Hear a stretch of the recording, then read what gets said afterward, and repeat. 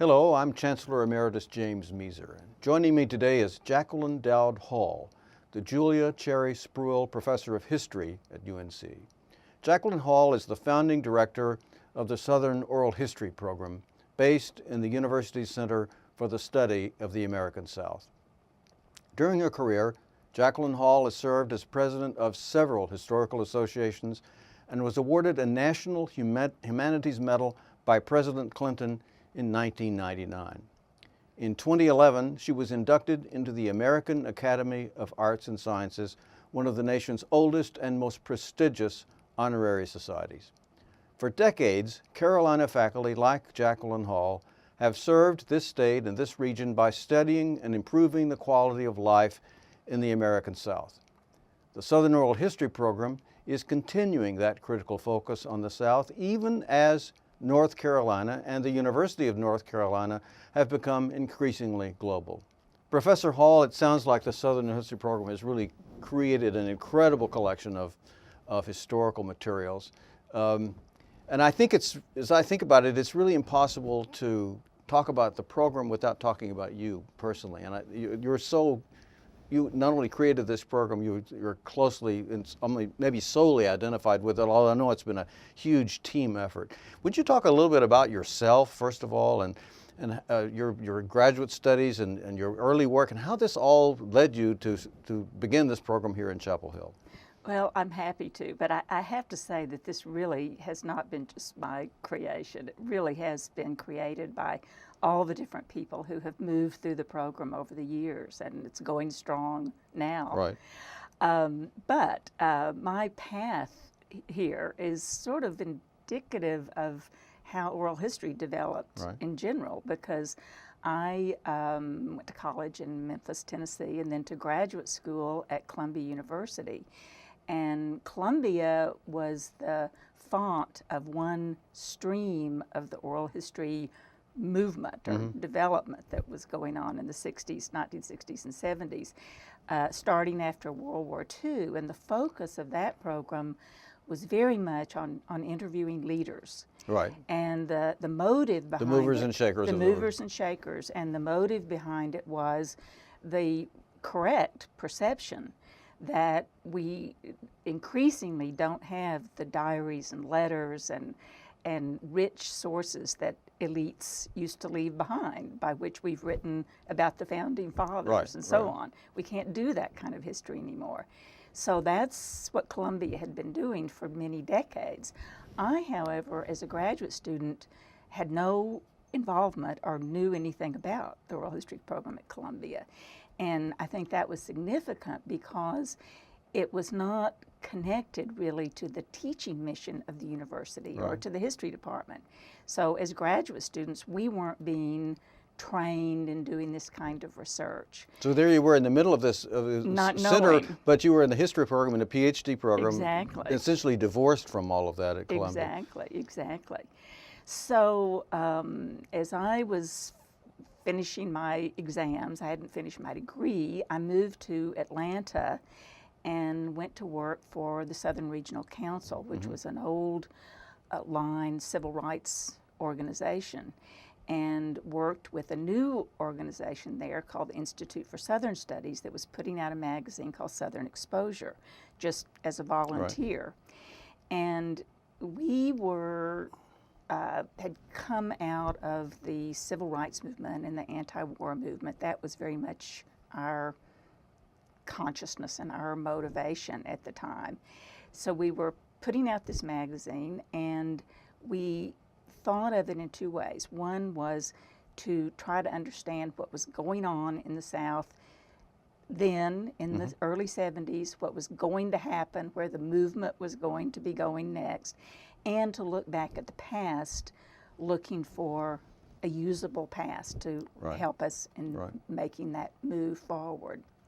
So that your work really grew out of the civil rights movement and the sort of social change movements of the 1970s, 60s, late 60s and 70s. In the sense that out of those movements came what was then the new approach of social history, of history from the bottom up, history of African Americans, histories of slavery, women, workers, and so on. And from that point of view, oral history is valuable because it allows you to tell the stories of people who don't leave behind papers at all and who are not the movers and shakers. Right. So these are two different streams. So now take us to Chapel Hill and your initial appointment here in the history department. Well, George Tyndall, who was an eminent Southern historian here at the time, had been convinced by a Columbia University graduate student who was here doing research on the South that the South had no major oral history programs on the scale of the Columbia program. And George Tyndall was a classical historian, very much very so. distinguished, eminent scholar, but in a very traditional mold. Yes, yes, and not particularly interested in social history. Right. But he believed that this was important. He got it. And he got a grant from the Z. Smith Reynolds Foundation, which has gone on to be our major supporter over the years. And with this soft money, started an oral history program in the history department with the idea that this young man would be the director of it. But off he went to another appointment, and they needed someone to Serendipity. Well, he was a classmate of mine at Columbia, and he called me and said, "Why don't you apply for this job?" So I did, and here I am. So that's often the way history works. Exactly. You fall into the place, and obviously, what good fortune for you, but good fortune for this university as well, because now, so you're here. This is a brand new program. You've got some funding from Z. Smith Reynolds, who I take it was a force behind the program for its duration. Yes, very much so. Very much so. So talk about the early days of the oral history program here at Chapel Hill. Well, it was pretty pitiful. It was me in a little office in Hamilton Hall with a reel-to-reel tape recorder and probably a Selectric typewriter. We had gone at least from manual typewriters to And so what were we going to do? And my idea, well, I should say that George Tyndall's idea was very much the Columbia model. I was coming from a different tradition, and one not only that came out of those movements we were talking about, but also that looked back to the documentary tradition of the 1930s, which was very much centered here at Chapel Hill. The Federal Writers Project, the slave narratives, and so on. So the good news is you were coming to a university that already had this repository and had had an institutional, at least back to Odom and Frank Porter Graham, an interest in these kinds of topics. Absolutely, that I could plug right into and very much see the program as in that tradition. And although George Tyndall and other people who started the program may have had a different vision, they were very supportive of my vision. That's great. And never any question about the shape of the program, but my idea was that we could do both. That it wasn't a matter of either the uncelebrated or the celebrated, the movers and shakers or the ordinary people, that it was that both make history, and our job was to do a kind of balanced history. So a balance between the top-down and the bottom-up approach, both being valid and both being embraced by what you were doing.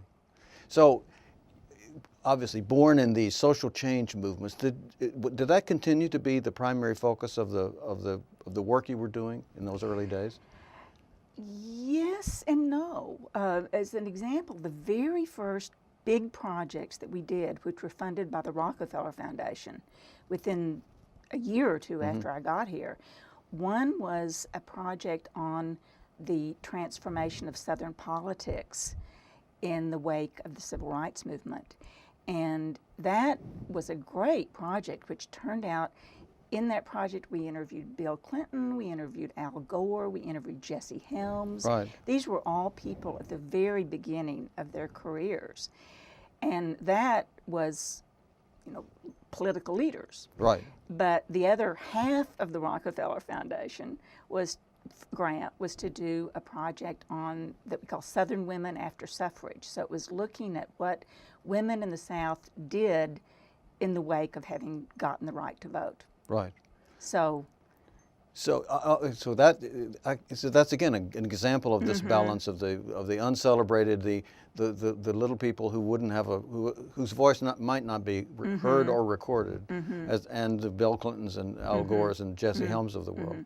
Of course, Bill Clinton was not a big person. He was he was an emerging. That's right. He was an unknown politician. Exactly. That's right. How did you have the insight to interview Bill Clinton when he was this unheard of politician in Arkansas? Well, the same way I've had the insight to do a lot of great interviews, and that is working with people who knew what they were doing.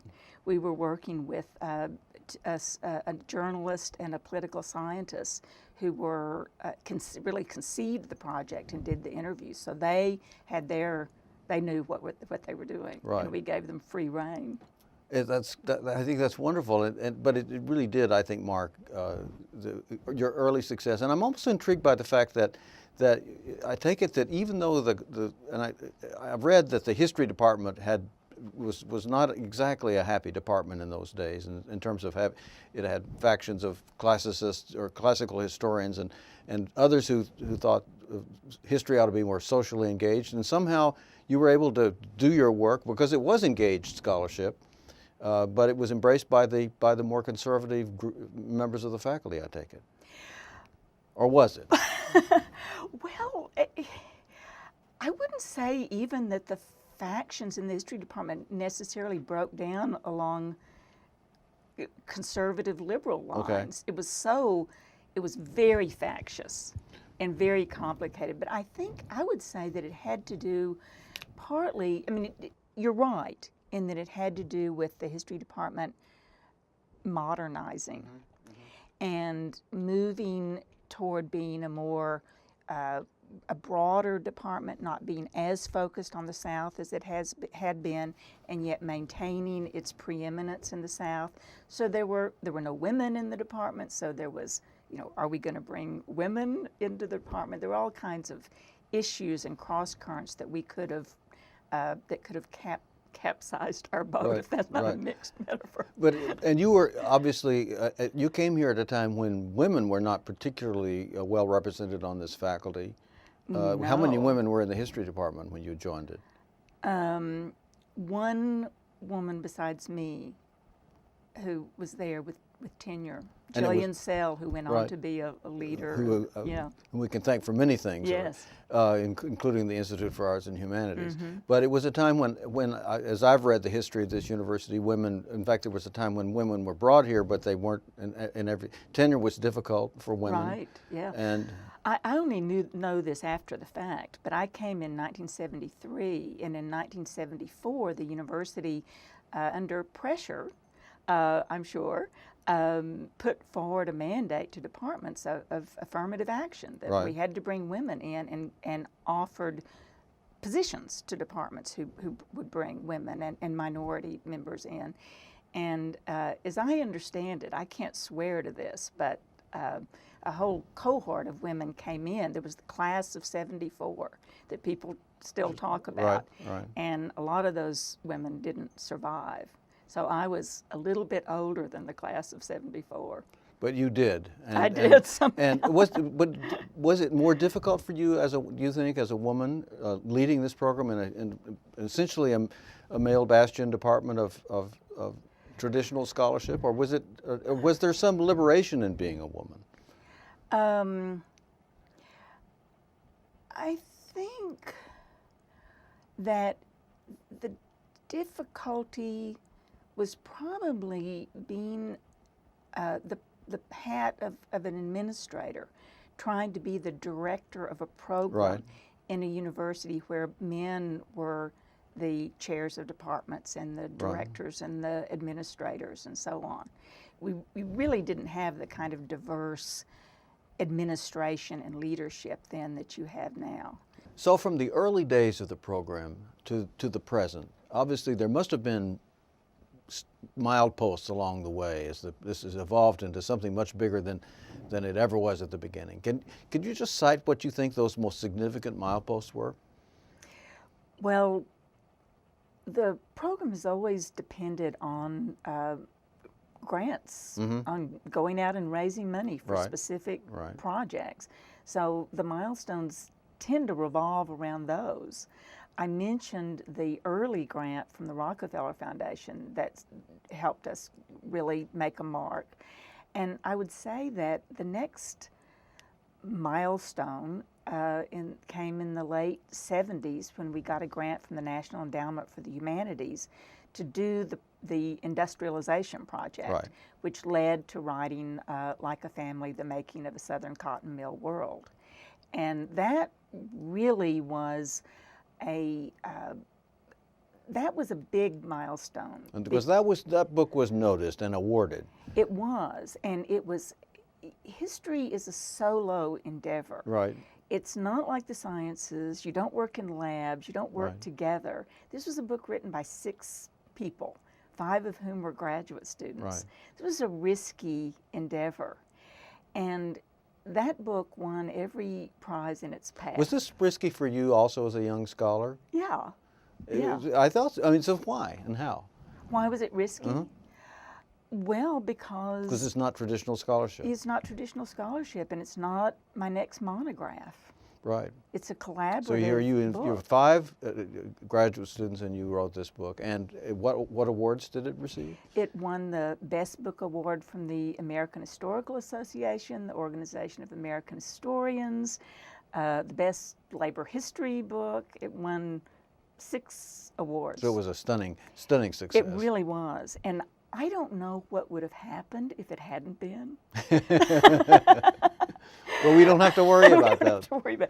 But more important, and I think this is not just me saying this, I think people would say this, it was really, it jump-started a field Yes. of Southern working class history, and it is today, many, many years later, considered a classic of social history and of working class history. And it jump-started several careers, not Absolutely. and it is a great example of your collaboration with your own graduate students. Another milestone happened when Walter Davis, for whom the library is Right. named, great friend of the university, gave us our first major private gift. And how did Walter Davis become interested in Southern oral history? Always been intrigued by that. Via Bill Friday. Okay. Another gift from Bill Friday. Exactly. The way most people realize Right. what the right thing to do is. Bill really brokered that and, Right. and introduced Walter to the program, and so that was a great thing. That was it's money, but money is really important, and it was at a moment when I came here, the university was funded by the state. Right. There wasn't an expectation that you had to get gifts from private I never had that Right. mission or that mandate, but that now is the case. Right. And this large gift came just as that was beginning to happen. So you had initial success as a grant writer in getting foundation, and this is an example of actual fundraising and development. Of private and funding. private, so individual support, and of course Walter Davis also brought political support with his interest as well, and that couldn't have been anything but helpful. Exactly. I would say that the next milestone, if I skip over a lot of important things that happened, came maybe starting 5 years ago. I gave an address to the Organization of American Historians as my presidential address about what I call the long civil rights movement, which was trying to set out a way of looking at the civil rights movement that was not just limited to the popular narrative, Brown to Memphis or whatever.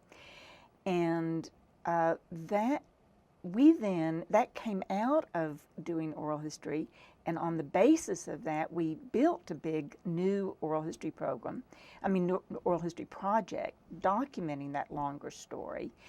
And ultimately, we got a very sizable grant from the Mellon Foundation for a collaboration with UNC Press, the library, to do a project on this that had to do with publishing collecting, teaching, and really reached across the university in a way that we had not done before. And Right. that project is ongoing.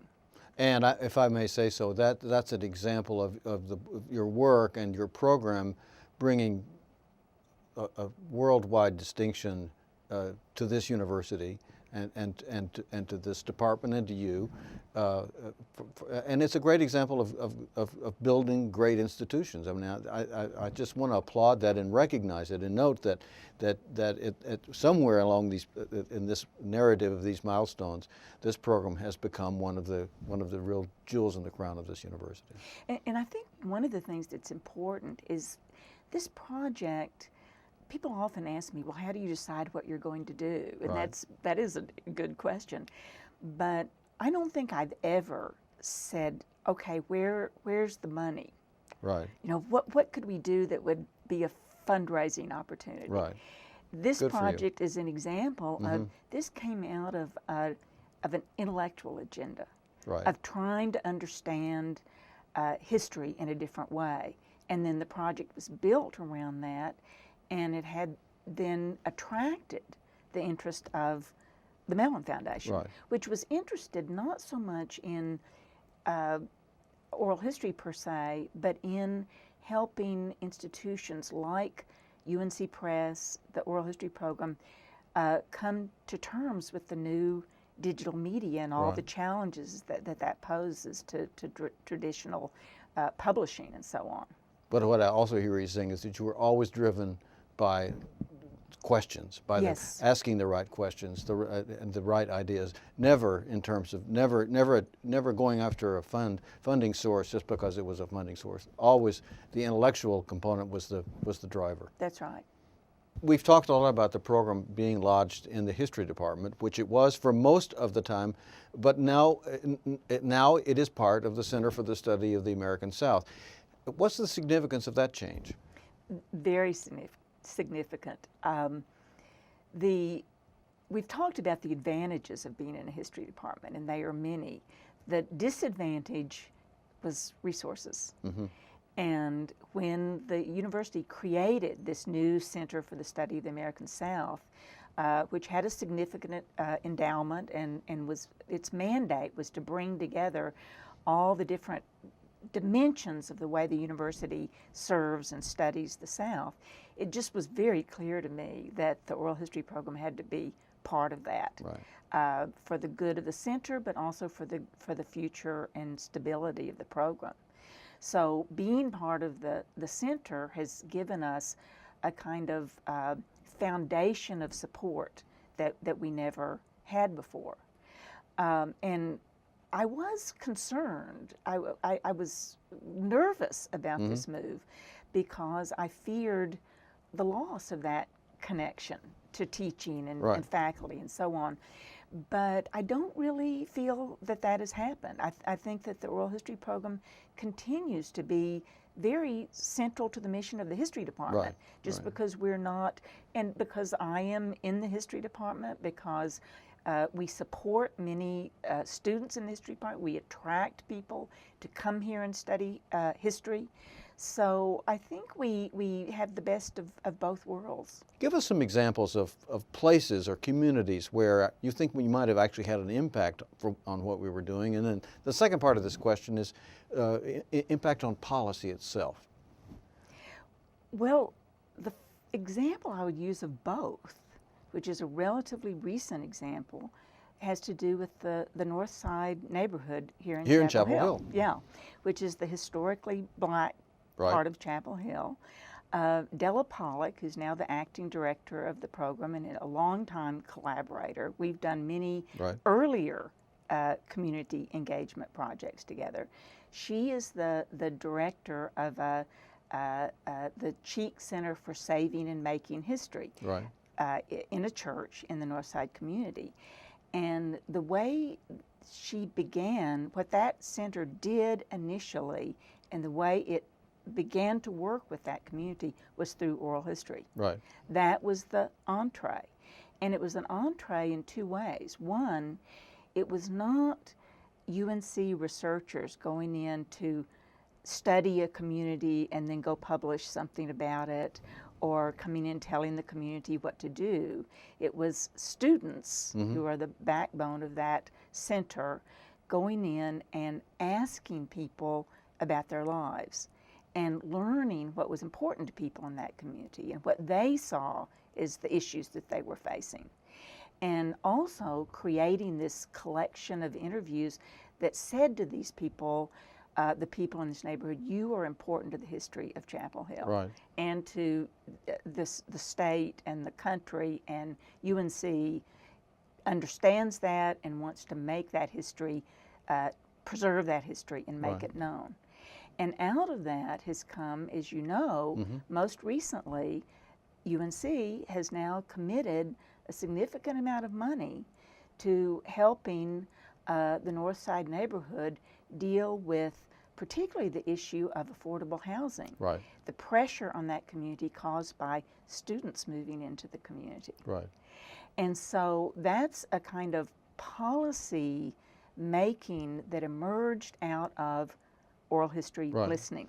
And I think that's the best definition of engaged scholarship I ever heard. And it's a great example. And I must say I'm proud of the university for finally having really heard that and made that commitment to make a difference. As I recall, the book, Like a Family, involved your work, but also the work of many of your graduate students. In fact, you were very generous in giving them credit for their contributions. And my question is this.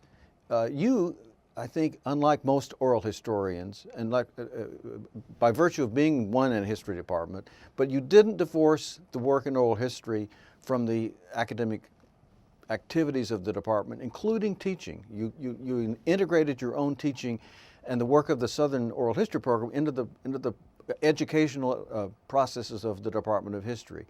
Would you talk about that and how significant do you think that is?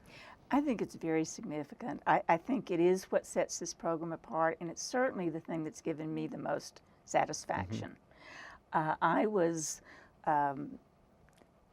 expected to be and wanted to be a teacher, a writer, a scholar, and in addition to be an administrator and a collector, but that was not my primary identity Right. and the primary expectation. And so from the very beginning, we were dependent on graduate students because we didn't have any money or any Right. staff. Right. But we also were committed to mentoring and teaching students how to be historians in a different way. And your graduate students you supported through the soft money that you got for the SOHP. We wrote the graduate students into the grants. And now we have some permanent money for graduate students. And the graduate students do everything from teaching oral history workshops in the community to helping define what we're going to do, what our next projects are going to be, to doing the interviews. And one of the things that I always thought from the very beginning is that our job was to create sources that historians were going to want to use, and to do projects that would have an impact on how history would be written and remembered. So to do that, we had to know what the upcoming generation was going to be doing and be interested in. And so it wasn't just helping the graduate students, it was learning from them and listening to them. And did you involve undergraduates as well as graduate students? Yes, we have. And I have taught an oral history seminar in the history department this whole time. And that has been where many of our best field workers came from. It's where we launched many projects. As far as Like a Family is concerned, that is, I think, a perfect example. Talk about of what that we're book a talking little about. Well, this was in the late 70s, and what should we do? Well, at that time, historians were doing a new kind of labor history, not a history of labor unions, but a history of working people. They were not doing that kind of work in the South or about the South. This is an opportunity for us to build the sources for a whole subfield of history to draw on. I had that perception. And I also realized that in the South, unlike anywhere else in the country, the Industrial Revolution, the move from farms to factories, had happened within living memory. Right. So we had an opportunity to interview people who were the first people in their families to make this move, and sat third, although I don't know if I really realized this at the time, we were at the end of an era. We were coming to the end of those traditional industries, which now you couldn't do that project. In fact, we did. 20 years later, you couldn't do this. You couldn't do it. Or 30 years. You couldn't do it. So we set out to document that process. And graduate students did the interviews. A graduate student helped me write the proposal to begin with. Brent Glass, who went off to be the director of the National Museum of American History, helped me to brainstorm and do the thing. And then out of the group of students who did the interviews, coalesced a small group that said, let's write a book. So the idea came from the group? It came from the group. Now, it was written into the grant proposal. I will admit that that I wanted to do a book to come out of this. But by the time we finished this gigantic archival project, if it had been left to me, I probably would have just rested for a while. But these students were so inspired by having done these interviews and so energized and felt we were the ones that had met these people, knew these people, we should tell this story. So that's where the book came from. Yeah, from that, how do you think doing that and projects like, how has that changed this department of history and the whole discipline of history? How is the scholarship of history different today as a result of that kind of work? Well, certainly this kind of social history from the bottom up, is thoroughly integrated into the way historians work. It's not a new thing. It's not a thing that people question. But oral history, there was certainly a lot of skepticism about oral history when I first started out. Was it accurate? Did people misremember? And so on. Now, I don't think that skepticism exists anymore, in part because of an interest not just in exactly what happened in the past, although that's important, and oral history helps us learn that, but how do we remember? What is the public memory of the past, which is, after all, what people act on. That's what influences how they act in the present, is what they think happened in the past. And so, for example, when I came here in our history department here, about 50 people in the department, I think I was the only person. Bill Leuchtenberg was always interested in oral history of leaders, of political leaders, but I was pretty much the only person really doing this or interested in it. Now we have, maybe 10 to 14 people in German history, Russian history, African history. It's not just the South, it's not just 20th century US. It's a way of learning by listening that's just across the subfields in history, but also across the disciplines that has really come into its own. I think that is perhaps as significant as any of this in terms of what it's done for the discipline and scholarship. So, what's the future of this kind of social history? Obviously, the civil rights movement, the women's movement, are things we can look at in recent history. But as you think ahead, is this going to be as an important form of scholarship in the 21st century as it has been in the 20th? I think so. I really do. And is it even more important, perhaps? I think it's more important in some ways, and it's more. It's going to be very different. It's already different in ways that I couldn't have imagined because of digital technologies. Because here's an example of something that's changed that might seem counterintuitive. Oral history, of course, is about the human voice. It's about two people talking to each other. But the Columbia Project for decades destroyed its tapes. So the voices are gone? The voices are gone. They kept the transcripts. And historically, and it's not just Columbia, but those voices, those tapes are hard for scholars to work with. Right. You have to go to the library, you have to sit and listen to them, you have to take notes, and so they use the transcripts. One of the things that digital technology has enabled us to do is bring the voice back into oral history. So at a time when you would think that the most modern technology is enabling us to go back to the most basic human kind of communication and use that and make it available in a new way. That's fascinating, I think. So, what is your vision for this program in the future? Where do you what's the path for the Southern Oral History program in a university that is increasingly global? Is there still a place for this program, and is there a place for UNC to still focus on the South? First of all, of course, oral history is used and useful not just on Southern history, not just in Southern history, but this program focuses on the South, and I think for good reason. This is the preeminent place in the country to do research on the South, and I think it always will be.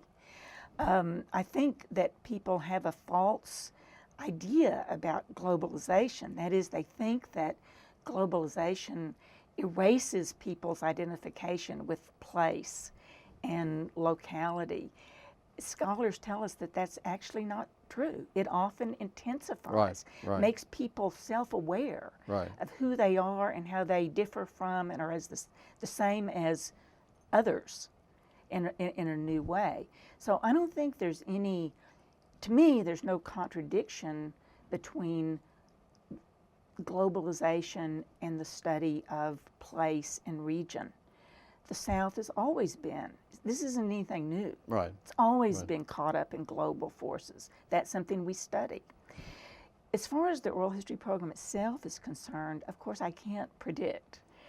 But my hope, of course, is that it survives, that I have stepped down as director. We still don't have a permanent new director in place, so that's our first fundamental need.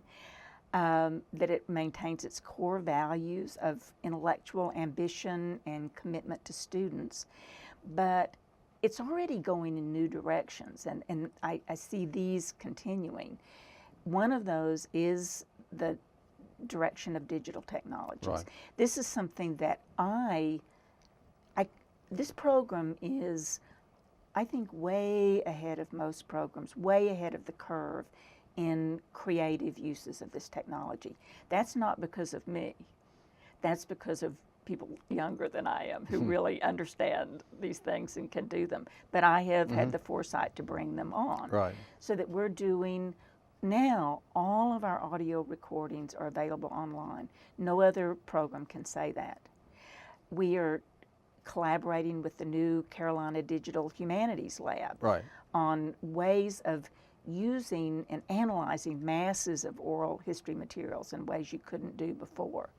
So that's a direction that's going to continue. Secondly, you asked me about undergraduates earlier. They have always been involved, but one of the things that's happened in the past few years is that oral history has become much more integral to and embedded in the undergraduate curriculum.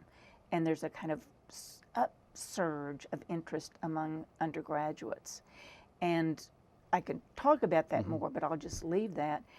And third, one of our missions has always been engagement outside of the university. Right. We haven't really talked about that, but that's been our third leg, really. And I see oral history being used in that process in more intense, face-to-face ways, and being integral to policy making in ways that it hasn't been before. Right. Well, and I don't want to gloss over that whole piece about engaged scholarship and the engagement of this program with social change in the state and in the region, because I think it's been significant and impactful, and I think it's a lasting legacy to your work. let me just conclude by asking a sort of going back to the beginning. When you came here X number of years ago as a young scholar, Yes. just fresh from just a few years from your PhD at Columbia, did you ever imagine that what you created could actually come into existence? How surprised are you at what has actually occurred and continues to take place in this program? What was in other words, did you envision this, or did this just roll out by evolution and creativity? Well, first of all, I didn't have my PhD, so I was even, so you were still I was even worse off. Okay. No, I couldn't imagine that we would be where we are now. I think that I just really believed in this. Yeah. And put one foot in front of the other and allowed the next step to emerge, took a step, and the next thing emerged out of that step. I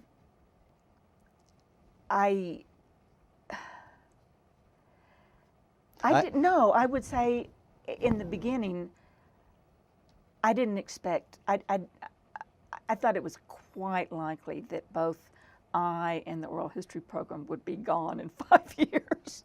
But I ask this question because this conversation is in the context of a series of conversations about we're doing here about going from good to great, and this is a great example, in my view, of the creation of a program, which was a good program when you began it, but it has become truly great, and it's your vision and your dynamic leadership and your ability, I think, to orchestrate the talents of all the players in the orchestra, being with you on the podium as the conductor. You have really orchestrated a very great success. I just saw the other day a list of the alumni, of the PhD graduates from UNC whom you have mentored. It was 3 or 4 pages long, and I wouldn't challenge you to try to list all those names because there would be the fear of omission. But it's an impressive list of faculty and scholars all over this country, all over the world, whom you have helped develop and who are now doing this work.